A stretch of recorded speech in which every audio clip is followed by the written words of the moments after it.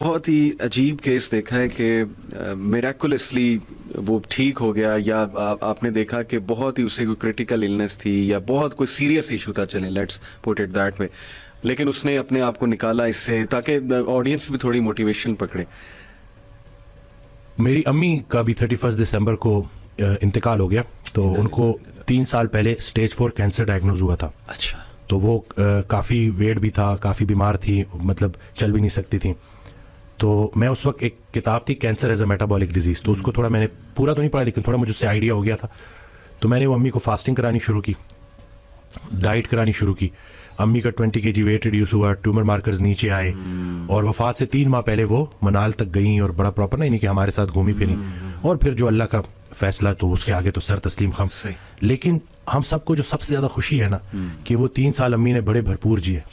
بلکہ میرے فادر خود بھی ڈاکٹر ہیں، وہ کہتے ہیں کہ بیٹا یہ کینسر تو تمہاری امی کے لیے بلیسنگ ثابت ہوا. نہ یہ کینسر آتا، نہ یہ ڈائٹ کرتی، نہ ان کا 20 kg. بلکہ مجھے ایک دن یاد ہے کہ میری خالہ اور میری امی کی ہائٹ ایک جتنی ہے، تو وہ مجھے لگا جیسے خالہ دوڑتی ہوئی گئی ہیں تھوڑا تیز. تو پھر جب میں نے امی کو دیکھا تو، لیکن پھر خیر لاسٹ 10 days میں امی کے ساتھ ہی تھا. اور تھوڑا میں امی کو بھی، کیونکہ ایک ایسے انسان کا پتہ چلنا چاہیے، کیونکہ درویش عورت تھی، سب کا خیال رکھنا اور کچھ مطلب بہت پازیٹیو، ہر وقت چہرے پہ اسمائل. تو وفات سے 1 ہفتہ پہلے وہ کہتی ہیں کہ جمعے کی رات، اور پھر آخری 3 دن کہتی ہیں بیٹا جلدی کرو جلدی کرو. اور پھر ٹھیک جمعے کی رات 2:45 بجے میرے ہاتھوں میں امی. اور اس کے بعد جب ہم ان کو دفناتے ہیں تو تدفین ہوتی ہے، تو ہمیں پتہ بھی نہیں. اور ایک شخص آتا ہے اور وہ کہتا ہے کہ یہ ہمارا مدرسہ تھا، اس عورت نے ہمارے بچوں کی بڑی خدمت کی. تو وہ جو تھا بڑا، کیونکہ دیکھیں عمل وہی ہے نا جو کسی کے کام آج. تو میرے لیے بس میری امی کا یہ بڑا، اللہ تعالیٰ انہیں جنت الفردوس میں اعلیٰ مقام دے، آپ سب کو صبر جمیل عطا کرے. تو ماشاءاللہ اس کے علاوہ کوئی پیشنٹ جس نے آپ کی باتوں سے موٹیویشن لے کے اور ایکسرسائز اور ڈائٹ کے تھرو، میرلی ان چیزوں کے تھرو 173 kg سے 90 kg پہ آئے ہیں. اچھا. ان کی سٹوری یہ ہے کہ وہ میدا کٹوانے والے تھے، اور وہاں سے پتہ نہیں کوئی ویڈیو میں نے بنائی تھی تو اس سے ان کو موٹیویشن ملی، تو پھر انہوں نے جوائن کیا. اب وہ 173 kg سے تقریباً 93 kg پہ آ گئے، اور بہت سارے لوگوں کے لیے انسپریشن بن چکے ہیں. ان کی ہم نے بفور آفٹر بھی لگائی. اور یہ پکچرز ہم ٹھیک ہے چلیں، ایک تو ہماری آن لائن ٹریننگ اس میں ہم چارج کرتے ہیں، لیکن مین مقصد ہماری یہ ویڈیوز لگانے کا ہے کہ لوگ دیکھیں کہ بھائی ابھی کچھ بھی نہیں بگڑا. جو اچھے وقت کا انتظار کر رہے ہیں اس پہ اچھا وقت ضرور آئے گا. بالکل ٹھیک. اور ہاں، حال کو نہیں دیکھنا، خیال کو دیکھنا. صحیح بات. اللہ کی رحمت سے پر امید رہنا ہے اور بس اپنی چال ٹھیک کرنی ہے انشاءاللہ. تو باقی بہت سارے کیسز ہیں اسی طرح سے. جوائنٹ پین کے ساتھ خواتین آتی ہیں. وہ آئے تھے، ایک صاحب آئے تھے جو کرسی پہ نماز پڑھ رہے تھے. تو میں اکثر میں موٹیویٹ کرتا ہوں، تو میں نے کہا کہ اب انشاءاللہ آپ کے سجدے شروع ہونے والے ہیں. تو وہ بچوں کی طرح ہونا شروع ہو گیا، اور پھر اللہ نے وہ دن دکھایا. بلکہ ان کے بیٹے مفتی ہیں، وہ 4 یا مردان سے، مجھے ایگزیکٹ یاد نہیں ہے، وہ آئے تھے. تو 27ویں 28ویں رمضان کو وہ آئے، تو کہتے ہیں کہ میرے ابا جی نے ساری تراویحیں پڑھی ہیں اور قرآن بھی 2 دفعہ ختم کیے. تو اب یہ چیزیں شیئر کرنی چاہیے، اور میں ویڈیوز بھی بناتا رہتا ہوں اسی لیے، تاکہ لوگوں کو پتہ چلے کہ بھائی زندگی ایسی ہونی چاہیے کہ زندگی بھی آسان اور موت بھی آسان. بلکہ ایک شخص حضرت کے پاس گیا تو کہتے ہیں دعا کریں کہ زندگی آسان ہو جائے. تو آگے سے کہتے ہیں یہ دعا کیوں نہ کرے کہ موت آسان ہو جائے. تو یہ دونوں چیزیں آسان ہو جائیں انشاءاللہ. تو باقی I think motivation plays a huge role لوگوں کے صحت میں. کئی ڈاکٹر صاحب، میں نے بھی ایسے کیس اسٹڈیز دیکھی کہ ڈاکٹرز نے کہا جی 3 مہینے آپ کے پاس، 1 مہینہ آپ کے پاس، and people went on to live like 4 years 5 years. اللہ کی رحمت سے آپ کو شاید وہ علی بنات کا پتہ ہو. بالکل بالکل، سبحان اللہ. میں وہ دیکھی کہاں سے، مطلب اللہ جب، مطلب اللہ نے اس سے نیکی کرانی تھی، اللہ نے اسے زندہ رکھا. وہ کہتے ہیں نا جب تک توبہ کا دروازہ کھلا ہے کسی کو گناہ گار مت کو. کیونکہ یہ کسی بھی وقت جو ہے اللہ کا کرم ہو سکتا ہے. اور وہ دیکھیں کہ وہ بیماری اس کے لیے، اور وہ الحمدللہ میری والدہ کو ڈاکٹر نے 3-4 مہینے انہوں نے، کیونکہ وہ بونس تک سپریڈ ہو گیا تھا سارا. تو اور پھر ایج بھی زیادہ تھی، اور پھر ان کنٹرول ڈائبٹیز بھی تھی کیونکہ وہ پرہیز نہیں کرتی تھی. لیکن وہاں سے الحمدللہ 3 years انہوں نے گزارے، اور آسانی سے گزارے الحمدللہ. جس کو اللہ زندہ رکھنا چاہے، اللہ تعالیٰ کے ہاتھ میں سب کچھ. لوگ نا آئی تھنک ڈاکٹر صاحب کنکلوژنس کو جمپ کر جاتے ہیں بہت جلدی کہ ہائے مجھے یہ ہو گیا، اب یہ ہو جائے گا، پھر اوور تھنکنگ. फ्यूचर आपने देखा ही नहीं, आपको पता ही नहीं आपने कल जिंदा रहना है कि नहीं रहना है. इतनी फिक्र अगर हमने आखिरत की होती, अल्लाह ताला को फेस करने की होती, तो जिंदगी पता नहीं उसका रिजल्ट ही कुछ और होता. तो आई थिंक कंक्लूजन्स को रीच नहीं करना चाहिए.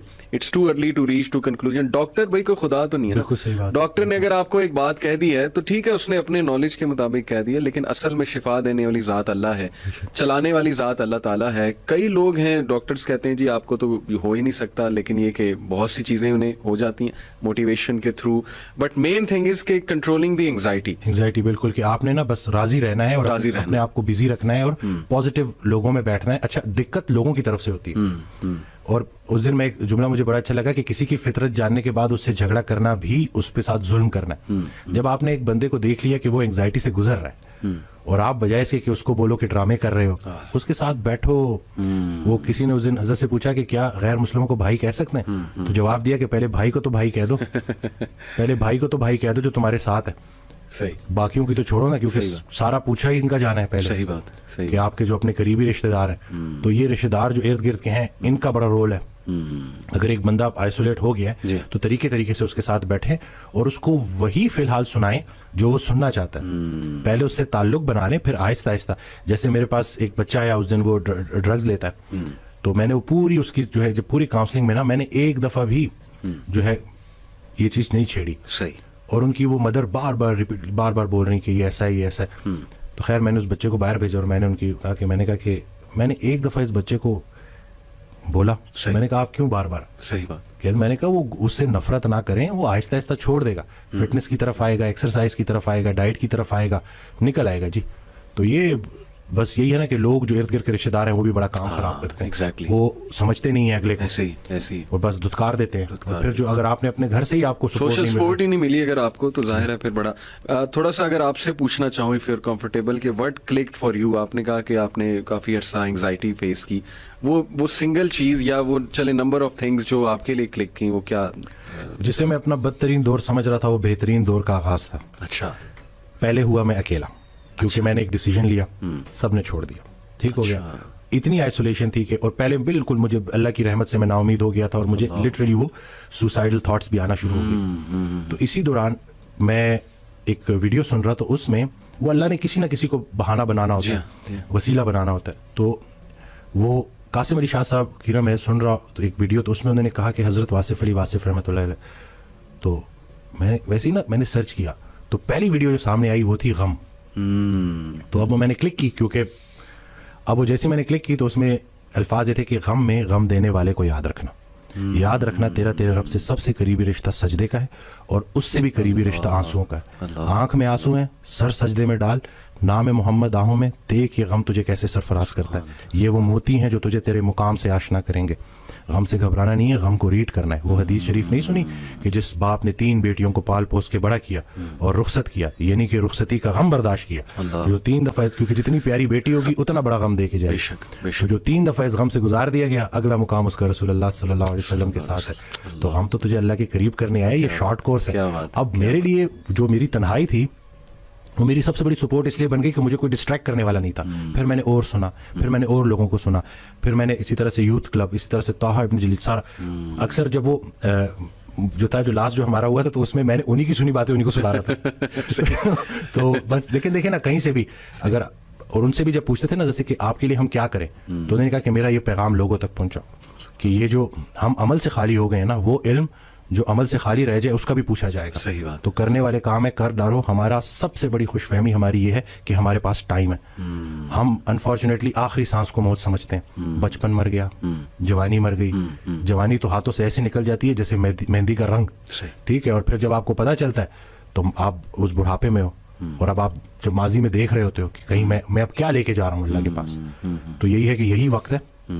तो जिस टाइम मैं गिला कर रहा था, शिकवे कर रहा था, और फिर उन्होंने कहा कि ख्वाहिशें टूटने का और उस गम से निकलने का एक ही तरीका है कि कोई एक ख्वाहिश ऐसी डेवलप कर ली जाए जो बाकी तमाम ख्वाहिशात पे बाजी ले जाए, लेकिन वो ख्वाहिश ठहरने की ना हो, जाने की हो. फिक्र आखिरत तुम्हें दुनिया की हर फिक्र से आजाद. सही बात, सही बात. जो बिन देखे रहमान से डरता था वो तब नहीं डरेगा जब देखेगा. सही बात. बल्कि लास्ट जब मैं लाहौर आया था तो ये मैंने वो टीवी लगाया तो वो कुरान की, तो उसमें ना उसकी आयत, तो उसका तर्जुमा के कुरान पाक में अल्लाह ताला कहता है, इरशाद फरमाते हैं कि तुम वो वादा याद रखो जो तुमने मुझसे किया था میں وہ وعدہ یاد رکھوں گا جو میں نے تم سے کیا تھا. تو ہم نے بس وہ وعدہ کیا تھا. نماز بھی تو اللہ کی یاد ہے نا. صحیح صحیح. تو اور پھر دوسرا یہ کہ یکسوئی, کہ جب آپ کا نا یکسوئی نصیب ہو جائے, ایک ہی آپ ڈائریکشن میں چلنا شروع ہو جاؤ. محبت کیا ہے؟ محبت ادھر ادھر دیکھنا نہیں ہے, ایک ہی ڈائریکشن میں دیکھنا. بالکل صحیح. تو جب آپ کی ڈائریکشن اللہ کی طرف ہو جائے نا, پھر اٹھنا بیٹھنا ہر چیز, اور ویسے ہی اللہ تعالیٰ آپ کو مشکل سے نکال لیتا ہے.